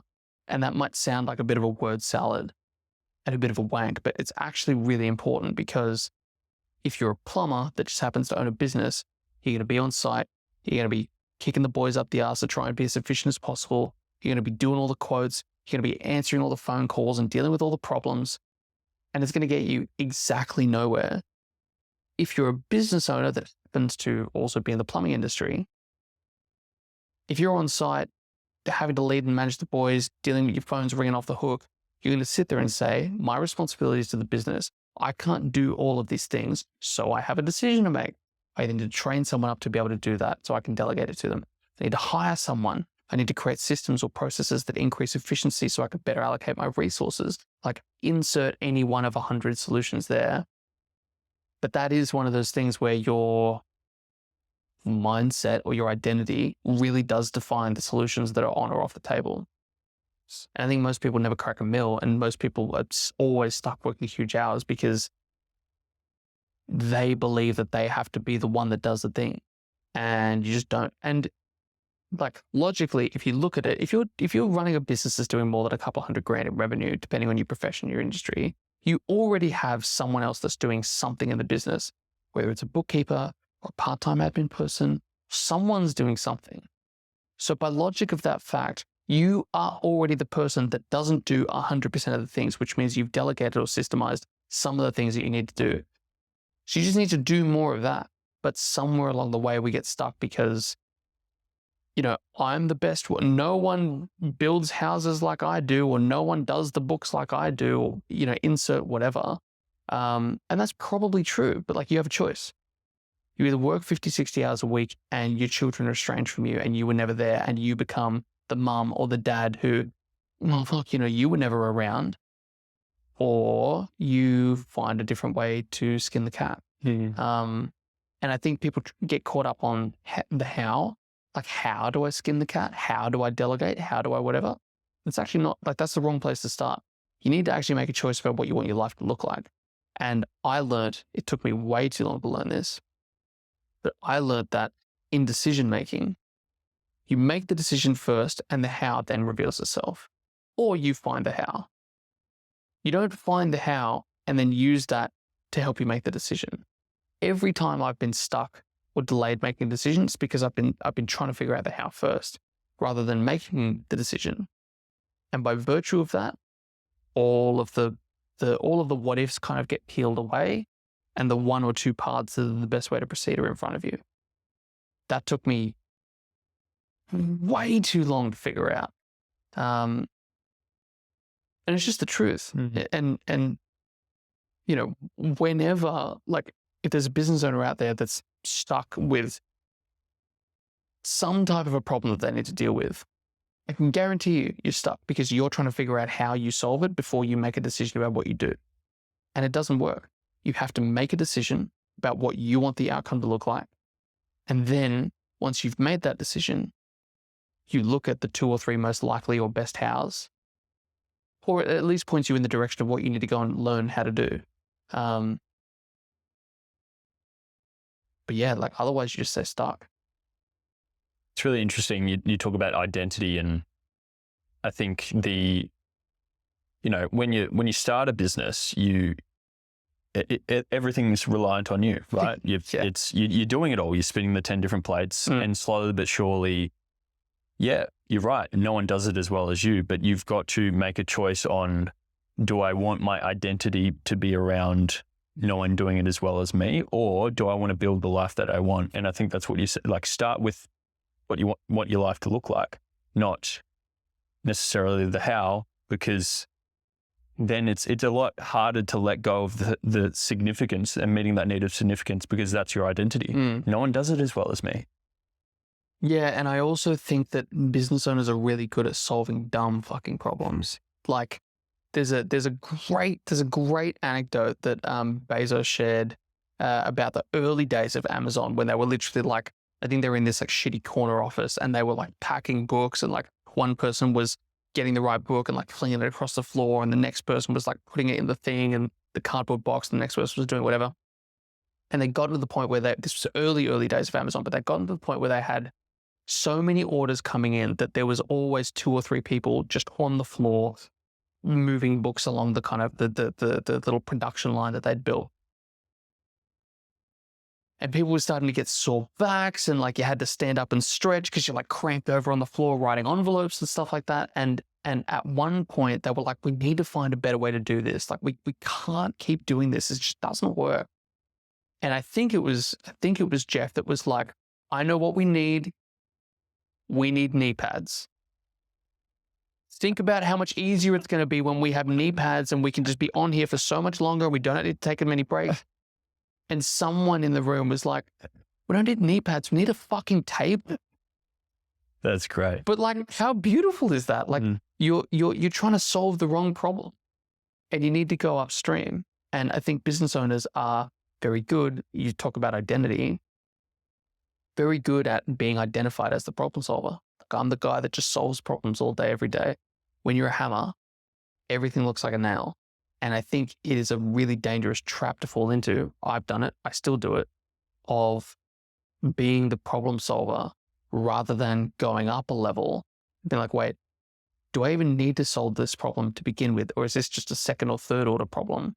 That if I go upstream and I solve the first order problem, this is either going to be irrelevant, or like it's either going to get solved or it's going to be so minute, it just doesn't matter.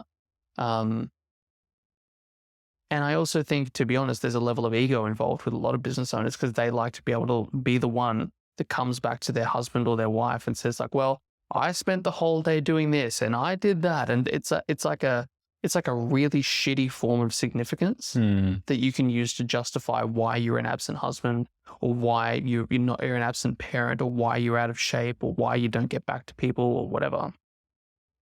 Because for some weird reason, it's easier to drag yourself over a mile of glass every day in small business than it is to actually do something different. Because if you do something different, then you need to let go of your excuses. And that's why business development and personal development are always so intertwined. Because you need to be the person that is capable of running a $2.5 million business rather than being stuck at 600. It's really interesting that, people will choose suffering over uncertainty. Oh, and that's what it reminds me of, that piece of, I'd rather stay in my really shitty form of significance, my suffering, my bullshit, than actually step into the unknown of what me actually looking at myself looks like. 100%. I'm curious, why did you choose the vehicle of business?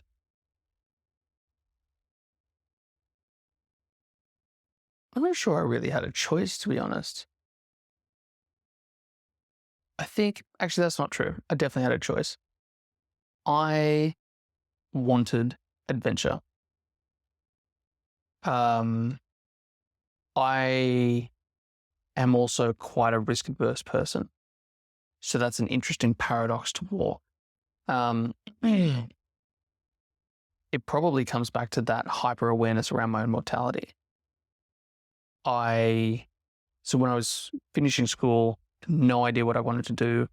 I knew I wanted to do something that would be exciting and meaningful. I'd already been through and this is not a lie, I wanted to be a rock star. That didn't really work out for me. I wanted to be a firefighter. I was a volunteer firefighter in the SES, and didn't exactly, I wasn't running into burning buildings and like bringing out a kitten and a woman and, being the masculine hero I wanted to be.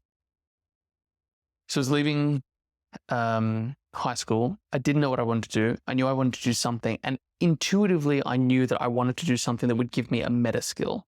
I didn't want to, go and do medicine because that would be great at making me a doctor, but those skills don't necessarily transfer to other areas of life. I'd already decided I wanted to study business, which was a huge fucking waste of money because university is not the place that you learn business. At least it wasn't when I was there, and I doubt that's changed. And so I actually decided, I was like, what can I do? What can I study that will buy me time to figure out what I want to do, and at the same time give me skills that I can hopefully use moving forward? So I decided to study law and business. So I did a dual degree. And then 2.5 years in, I started my first business with 2 other people, which I think I mentioned was a huge success very quickly. And then a cataclysmic failure not long after that.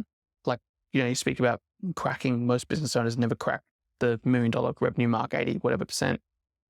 We were doing just shy of $100,000 a month by our 3rd month. Wow. Yeah. So we were pacing by our 3rd month for over $1 million. And then that was a massive disaster, and everything else happened. So I think I wanted adventure. I think it's the push and the pull. I wanted adventure and I didn't want monotony. I knew chances were I wanted to live a lifestyle where I would need to make more money than what I could probably make as being an employee. And I did not want to be living a life of financial scarcity, because that's how I grew up. Money was something that, all the typical stories like money's evil. If you want to make money, you need to be a prick. My grandfather on my mother's side was actually a bit of a tycoon in business in Sydney, in manufacturing steel industry. I remember a conversation with my mother where my grandpa came up, and keeping in mind that he also was immensely generous and helped us all go through school, and he helped out my parents financially, and she said, well, you know what your grandpa's like. If you want to be successful in business, you need to be willing to step on someone else's head and fuck everyone else over. And I was like, wow, that's a story about business people. So yeah, I think despite all of that, I think I was lucky enough to listen to the calling that said, don't settle for safety. Yeah. Go out into the wild and have an adventure. And I think business was the obvious choice. That's awesome. Yeah, beautiful. Eric Collins, part 1. I think we're going to do a part 2 tomorrow if we've got some time. But thank you so much for jumping on and, sharing your honest answer and your truth. And for those who are listening, I know we are going to go part 2, but for those who are listening to the end of part 1, like, where can they find a little bit more about you? Yeah, ericcollins.co online, or Eric Collins on social media. It's the easiest way to find me. That's me. Awesome. Thank you so much, brother. Thank you, man. Appreciate it.